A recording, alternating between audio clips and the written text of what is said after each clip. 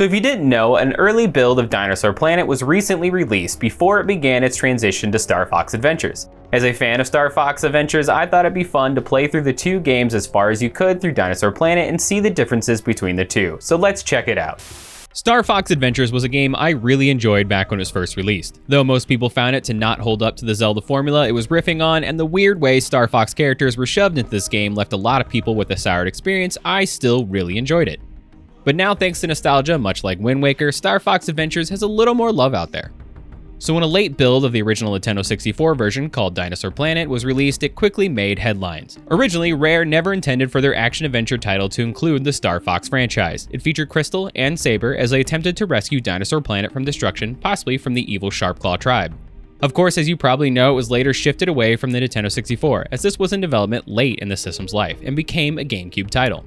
It was thought for years that this was when the transition to Star Fox Adventures begun proper, but as you'll see during all of this, though they mentioned Saber in the dialogue and his icon is displayed in the upper left, Fox McCloud is already in the game with voice acting already in place. The games start relatively the same, with Crystal riding into battle on a Cloud Runner. The GameCube version presents a bit more story up front with a long paragraph, and at some point they decide to replace the dialogue with a fake language.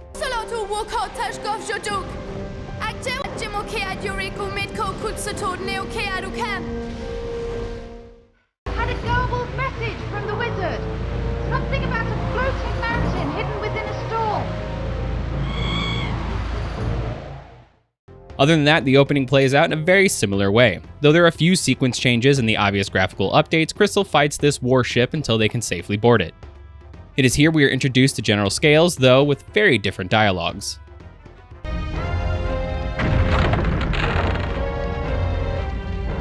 General Scales, ruler, tyrant, and dictator of the Sharpclaw tribe. And who might you be, animal girl?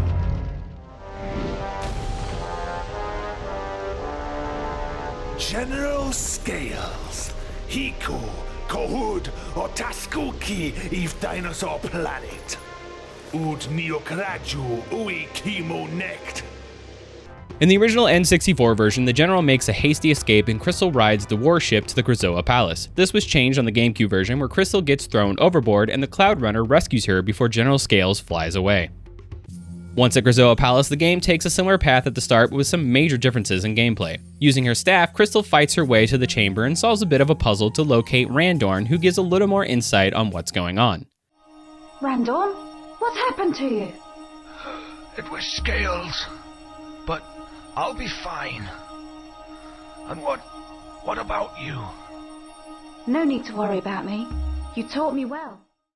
A couple more puzzles later, and Crystal activates the warp pad at Krazoa Palace, and we are introduced to the Warpstone, and soon the story for Saber, aka Fox, begins. To swap to Saber's adventure, we'll go to Warlock Mountain, then come and visit me. I'll show you how my magic works. This is where the big divergence in the story happens. In Star Fox Adventures, Crystal loses her staff before ever arriving at Krazoa Palace. So instead, you need to use these conveniently placed exploding barrels. You go through the same quick puzzle, and instead of finding Randorn, you come across an Earthwalker. Crystal then goes about finding Krazoa's spirit and must return it to the temple, something mentioned in Dinosaur Planet eventually, but not fully in the game. Unfortunately, at that point, Crystal is then trapped in a crystal, ironically. We then switch to Fox and crew in a completely different manner.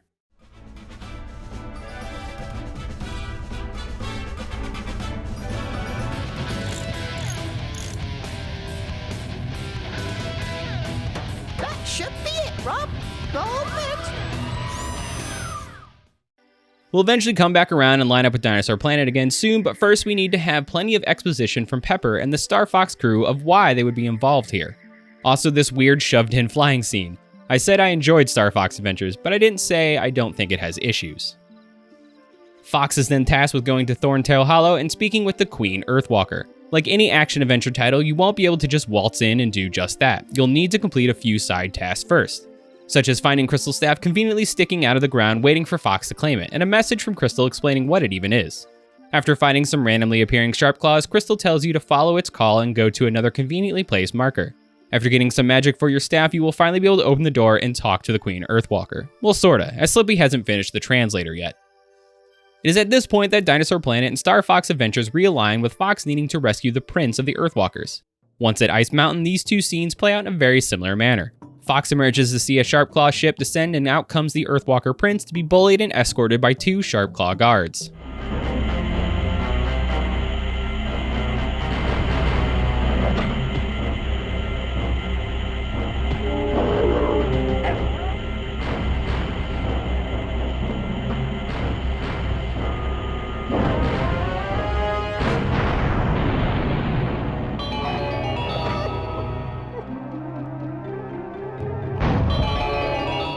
From here, depending on the game, you'll have different puzzles to solve. Saber, aka Fox from Dinosaur Planet, has a sword, but it still functions in a similar way to the staff from Starfox Adventures. With this sword, you can just fire a bit of that magic and open the door with the switch. Fox and Starfox Adventures will need to explode a few bricks and fight a couple of other Sharpclaws for the same outcome. Hey,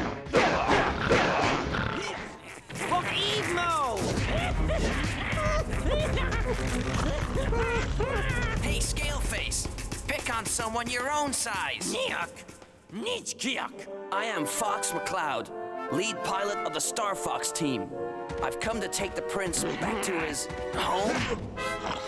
Hey, wait!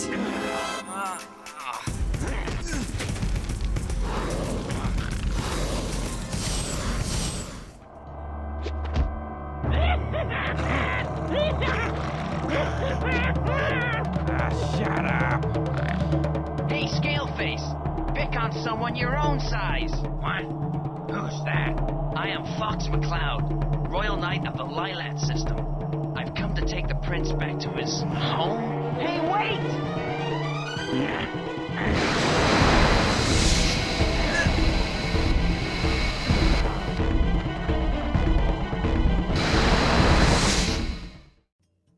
What follows in both is a messy snow speeder chase scene. I found it interesting that they both played about the same, meaning not much was really done for the GameCube version compared to the original Dinosaur Planet.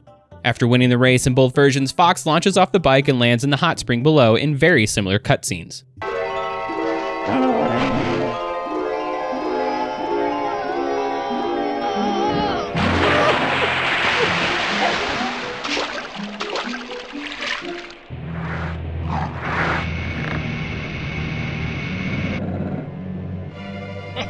You're lucky it's a hot spring, or you'd be frozen by now. Why, you little... Hey, I wouldn't if I were you. My dad's a king Earthwalker, and he'll bash you up.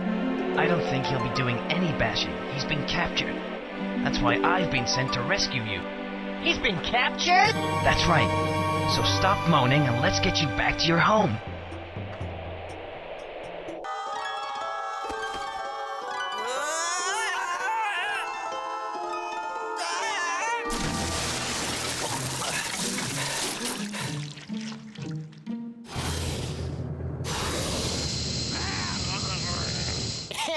Ua sizbu aku kutsuk furu, e uat rovekwat rodan. What?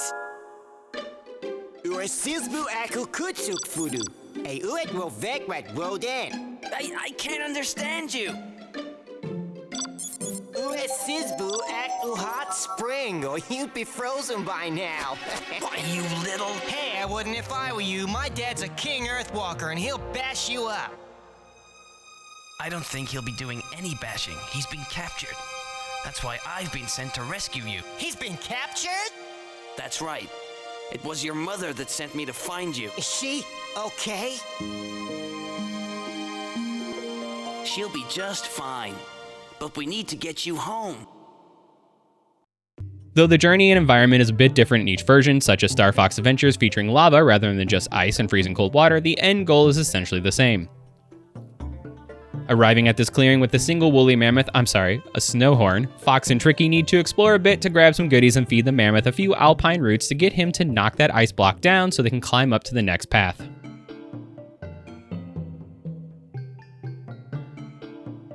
Once again, the journeys are different, but the outcome is the same, to get the Thorntail, or as it's referred to in Dinosaur Planet, Swapstone.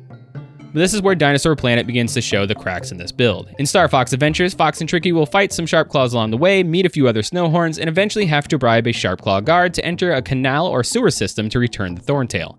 Which, by the way, the sewer thing is kind of weird. I know the dinosaurs here are somewhat advanced, but none of them live in anything or anywhere that needs water directed, and certainly not sewers.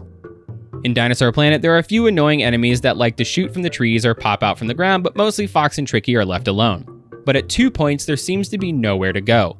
First, you'll get over a little pond to meet a dead end. Turns out Tricky can dig through the wall, though there is no indication that he can, like seen on the ground in Dinosaur Planet and on the ground and walls in Starfox Adventures. Same thing happens when you reach the similar spot as seen in Starfox Adventures with the guard you can bribe. The guard here is on the opposite side and he cannot be interacted with, while Tricky can dig through the opposite wall and you're in Swapstone Hollow.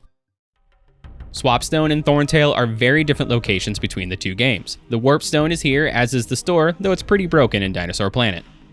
It is here for Dinosaur Planet we finally come across the Earthwalker Queen, and in both versions we now start the quest to find white mushrooms to heal Tricky's mom.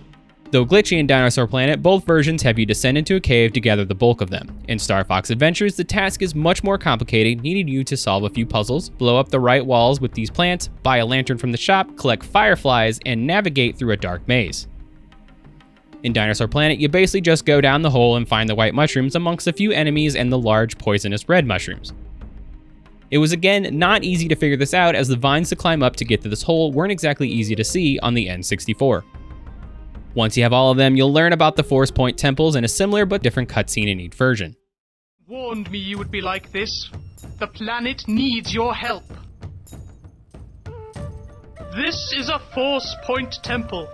It is used to extract pure magic energy from deep within the core of our planet. This energy is then transmitted across the world for our people to use. But how did the planet get in such a mess? Within the Krazoa Palace, he broke the seals of the Force Point temples. I'm listening. This planet is rich with a magical force. A force so strong that it is continually pushing our world apart. It is here the journey in Dinosaur Planet ends with this build of the game. Nothing activates, and though you can switch to Crystal, she can't really do anything either. People are trying to figure out what can be done with this build, but as it stands, best you can do is visit a few other locations just for fun. This was a super interesting journey for me to see what the game could have been had it not become the game I invested so much time into on the GameCube. Obviously, there are lots of issues with the build, I had a lot of crashes, and there are problems I mentioned with the actual quests. Knowing where to go and what to do, you can blow through this part in an hour. If you try to explore every nook and cranny, maybe double that. Playing through an unmodded N64 with S-Video also leads to a very dark playing experience with the day and night cycle. I had to adjust the brightness on my TV and in this capture. You can of course play this through an emulator, but you also can play it on original hardware through something like a ROM cart like an EverDrive, which is how I did it. You'll have to make a small tweak for either of how it treats the save file or it won't load properly, but it's an easy fix, and I'll drop how I did that in the EverDrive in the comments below. I hope you really enjoyed this comparison between the two, and maybe I'll do Starfox Adventures next. Thanks so much for watching, and I'll see you next time.